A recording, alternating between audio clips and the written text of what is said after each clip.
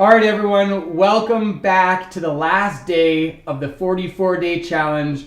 For a month and a half, I've been getting up every single day and reading a book on how to sell your business, pulling out the best bits of knowledge out of each of them, what we call the knowledge nuggets, and getting them out to you where they can be best utilized.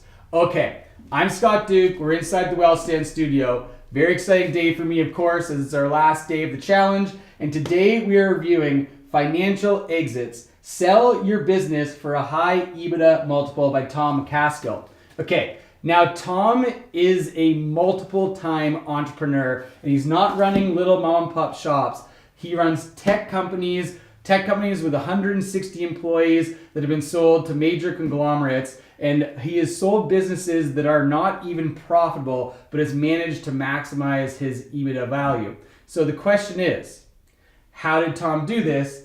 And thankfully, Tom wrote a book, and we can pull that data out of it and get it to you guys. All right, I put all this stuff on the whiteboard. Dr. Tom here, of course, PhD, very academic stuff that was coming out of his book, and I did the best job I could here to make it a little bit easier to understand and get down to the fundamentals and the basics for you.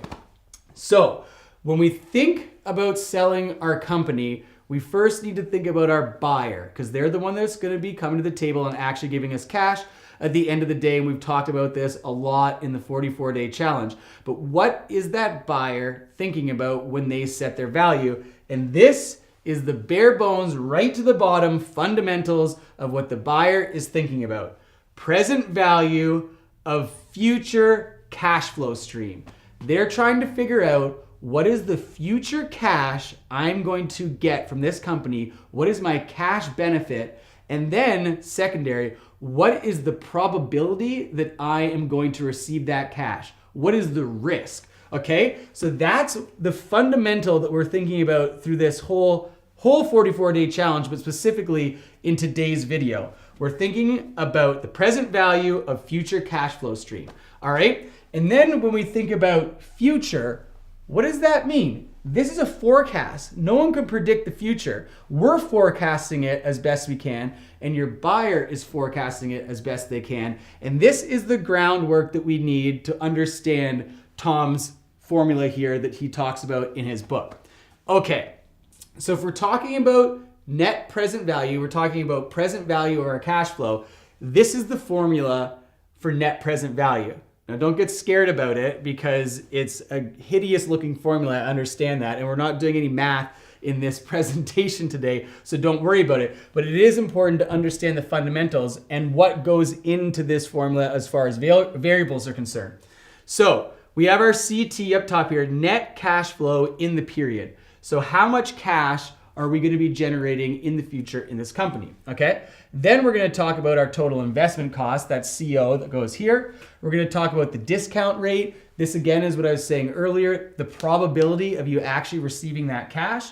And then T is the number of periods, time, and normally in years. Okay. So that's net present value. So this gives you another bit of foundation for what we're going to be talking about today. So moving forward, and I tried to make it so that I could put these books and also not be hidden behind them, but it's important to see how ridiculous it is about how many books went into this program. All right, so this is the thought process that Tom takes us through in the book. We need to forget about EBITDA multiple. And this is what myself, even as an evaluator, does when we're looking at a company.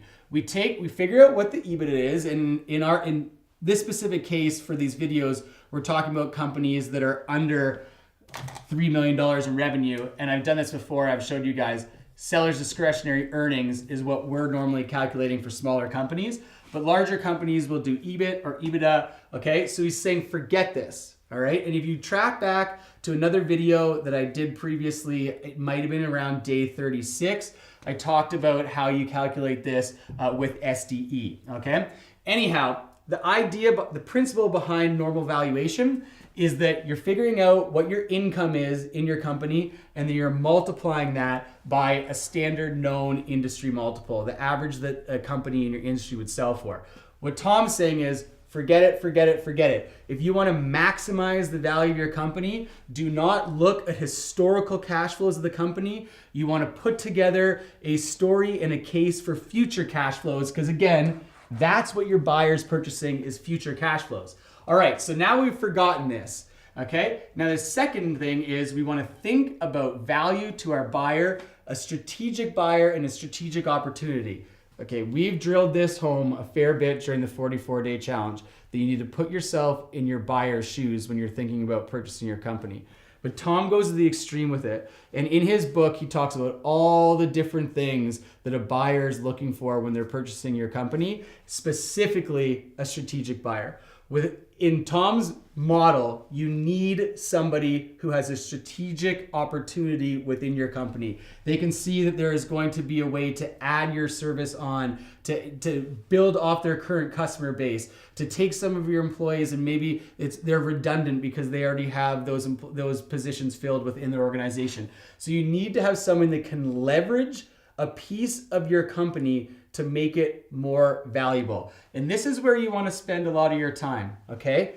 Thinking about who is the best person or persons or corporation to buy my company, and what is the value of my company to them, and how can I maximize it in their eyes, okay? So you think about value to a buyer. And the next thing we're going to do is have a growth strategy. And this takes us back to our equation here for net cash flow in the period. So future cash flow, all right? Have a growth strategy. So what Tom is talking about is making a story, making a case for this particular buyer, the value that they would find, making that case and showing that into the future, you are going to be able to receive more cash by buying our company, okay? So that's what he's talking about here at number 3, have a growth strategy. Then number 4 is prove that growth model. Prove the growth strategy, okay? He has a great example in the book about a restaurant. And he says the restaurant every single Friday, Saturday, and Thursday night is lined up out the door and they cannot seat all the people. So they're turning all these people away. And the reason why they're turning them away is they don't have enough capacity in the restaurant. They don't have enough seats. But they have an area of the restaurant that is a bar. And that bar area per square foot is not returning as much revenue as it could if it was just regular seating area. So the owner knows that in the future, if he were to take the bar out and put more regular seating in, his company would increase cash into the future. And the estimate was that it'd be about $150,000 a year that he'd be able to increase cash in that company. But he has to do the renovation.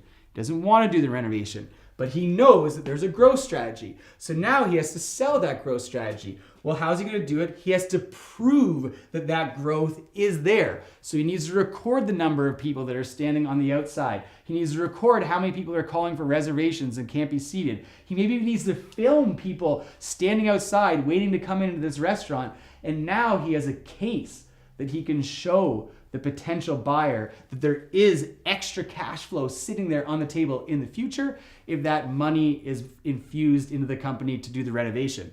So that's the basic story, okay?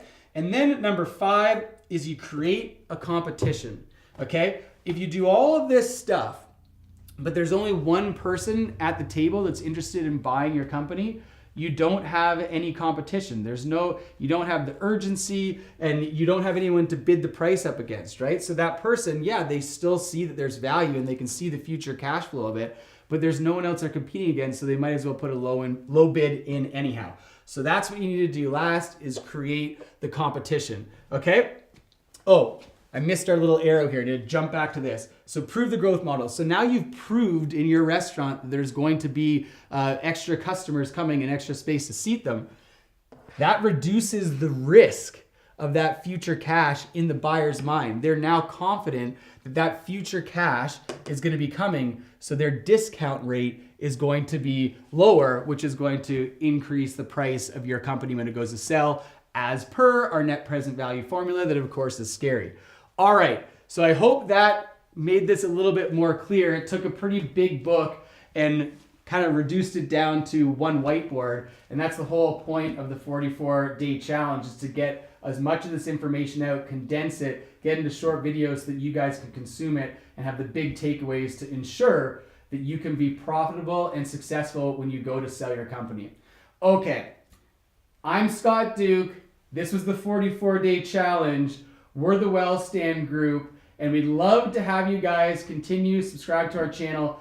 Even though the challenge is over, we're going to keep putting out great content that's going to help everybody that owns a business out there, every entrepreneur, when it comes time to sell. It's going to help you successfully exit. Thanks for following us along on the program. And as I've touched base on before, we're going to do a video that kind of wraps the whole program together and tells you which of these books is the best and the top 5 best books so that you know which ones to purchase. They're going to be the best use for your money and get you a little bit more info on everything that we put together through the whole program. All right, that's it. 44 days. Have a great day, and we'll see you guys later.